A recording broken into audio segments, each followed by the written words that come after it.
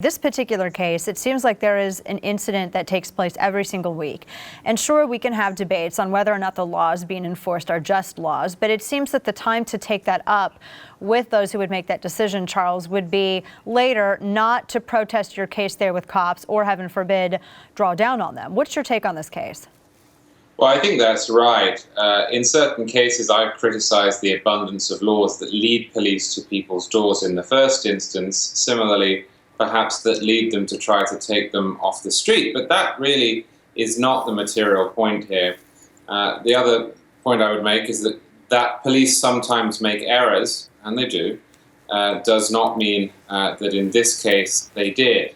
Now, if there is one rule I think we can all agree upon, it is that if you point a firearm at a police officer, if you tell a police officer you are going to use that firearm to kill them, they are justified in shooting. And as you say, it wasn't immediate that this lady was shot.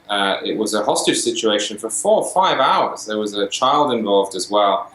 It, to my mind, undermines the case that Black Lives Matter makes. It undermines what have been, in some cases, genuinely questionable or even outrageous incidents when they make a hero out of somebody who pointed a gun at cops. Yes, and in this video that we're showing right now, viewers, that's one of the officers there who is standing in the hallway. And even the videos, Charles, that she had posted to her, I believe that was Instagram, to her Instagram account, because they're all about 15 seconds, during this whole process, they even undermine the story that is being told by activists now. I mean, it shows to me that they're exercising an abundance of caution, because they could have very easily said, look, she drew on us. She was pointing a rifle at us. We had every reason to fire, and they didn't, but it was when she became more and more aggressive and then verbally threatened to kill them that ultimately police fired. And to say nothing of the 5-year-old child that was sitting there in her lap that activists don't seem to be incredibly concerned about. Sure, and I think the child is key. In some circumstances, I've heard arguments that the police should have backed off. Police should have left.